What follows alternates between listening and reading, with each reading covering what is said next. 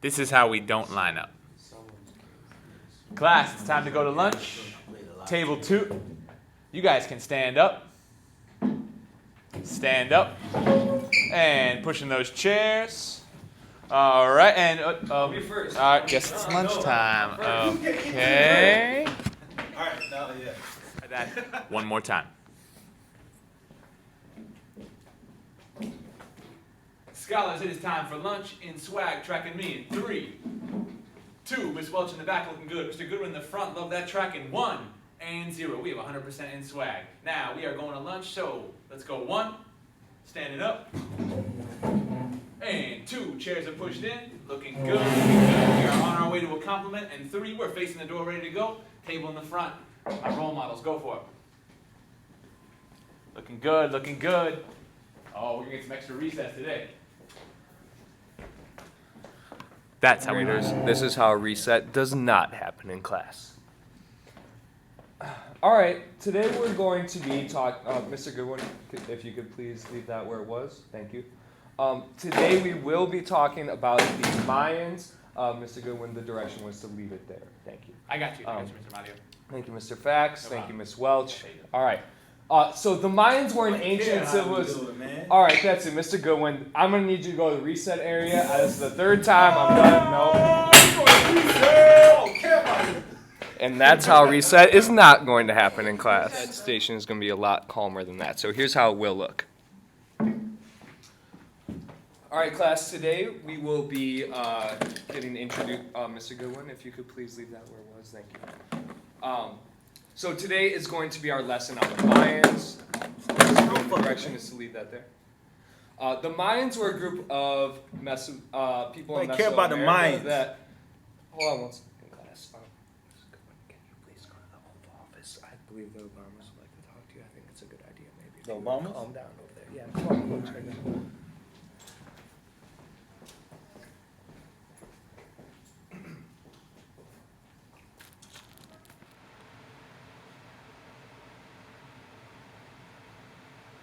Get really mad when my brother hits me a lot.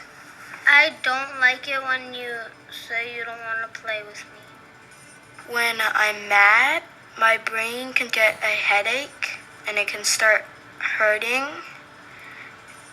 Your blood keeps pumping because you're like really mad.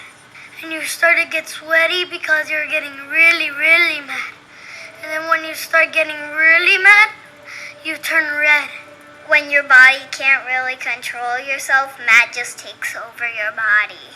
I just get out of control.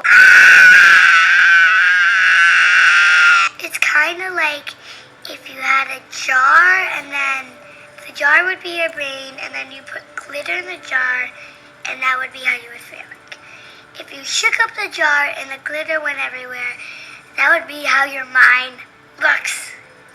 And it's like spinning around and then you don't have any time to think.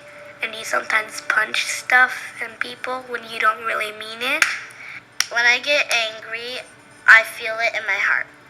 I really don't like when I get angry. The amygdala really reacts, but the prefrontal cortex tries to keep it down. When I feel like I want to, get really angry and yell, I just sometimes, take deep breaths.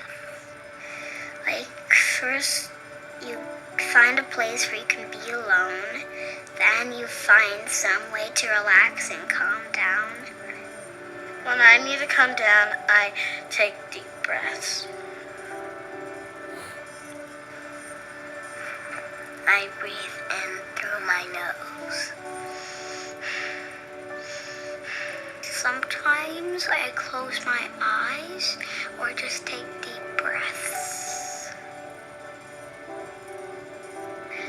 It's coming down, it's not moving. It's slowing down and then it stops. And the heart pumps slow and then it goes into your brain. It's like all the sparkles are at the bottom of your brain. my brain like slows down, and then like I feel more calm, and then I'm like ready to speak to that person.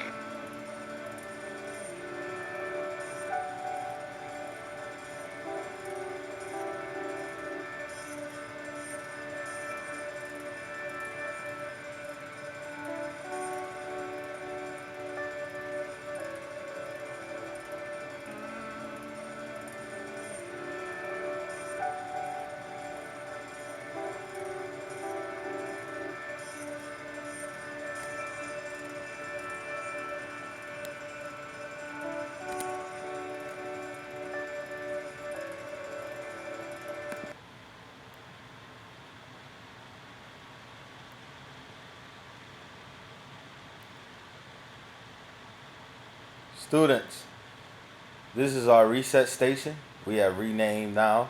If you're seeing in your classroom, it's called the Oval Office.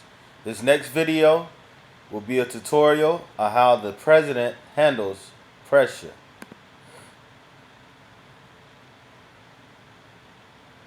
This is the speech that made Barack Obama our president.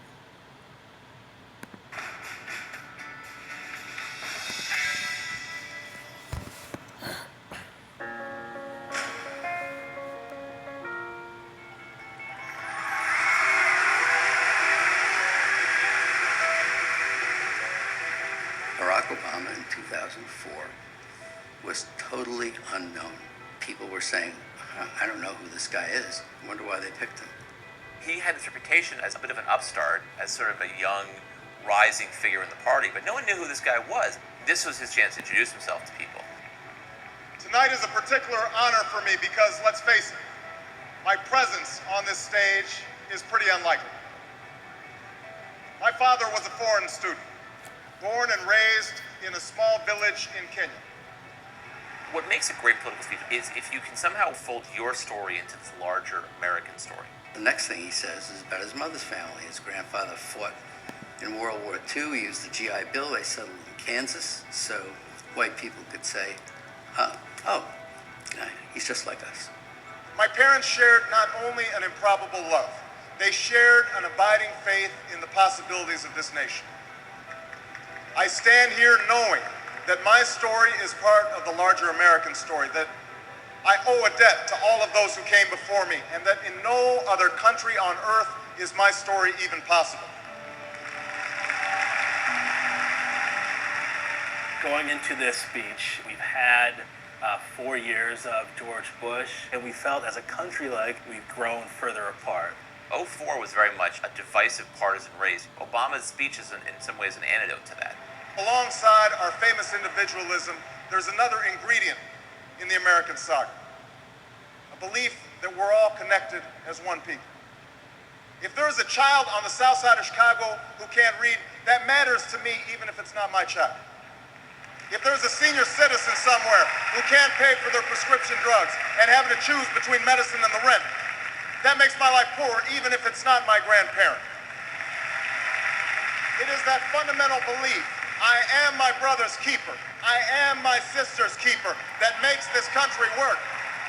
E pluribus unum, out of many, one. He gives a speech that presages his entire political message in 2008, which is this sort of post-partisan argument.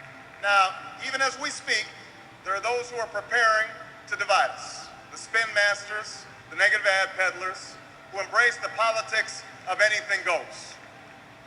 Well, I say to them tonight, there is not a liberal America and a conservative America.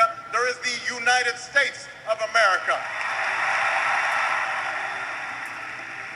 Obama was born with two great gifts.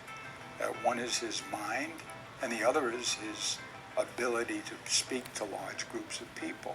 There are three things that Obama does that really makes that speech effective. He wants concrete detail.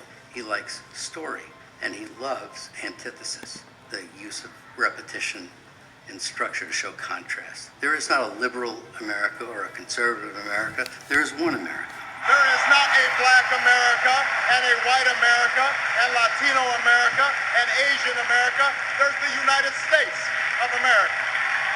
The Pundits like to slice and dice our country into red states and blue states, but I've got news for them too.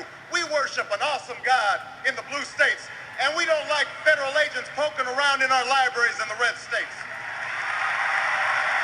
We coach Little League in the blue states, and yes, we've got some gay friends in the red states. We are one people, all of us pledging allegiance to the Stars and Stripes, all of us defending the United States of America. The way he uses his hands, he actually points a lot and does a lot of this, a lot of this, a lot of that. In doing so, he gives off this sense of energy. I am new. I'm someone who is dynamic. And he doesn't do that so much anymore. He's a little more solemn and reserved when he gives speeches today, but I think it's more reflective of his office. In the end, that's what this election is about. Do we participate in a politics of cynicism, or do we participate in a politics of hope?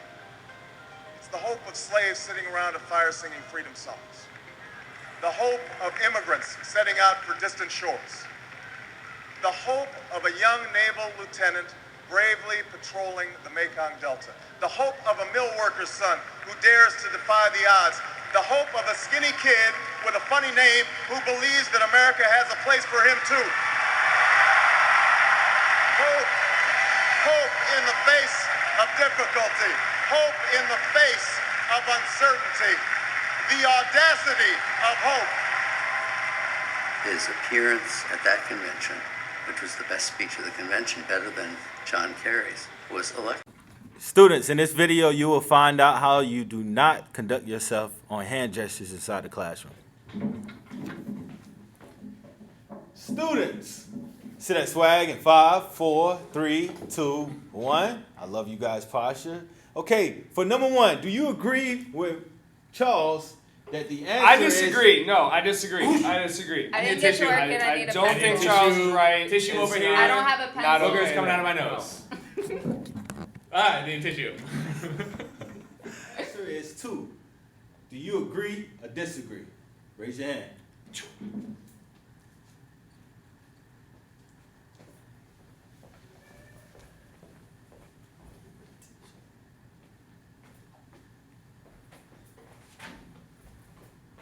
Okay, Amadio, why did you say you disagree with the answer? I disagree with Charles because All right, class, time to come on out. We're going to art.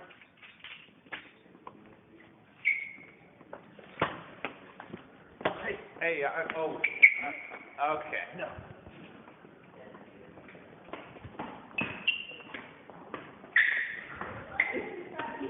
Woo!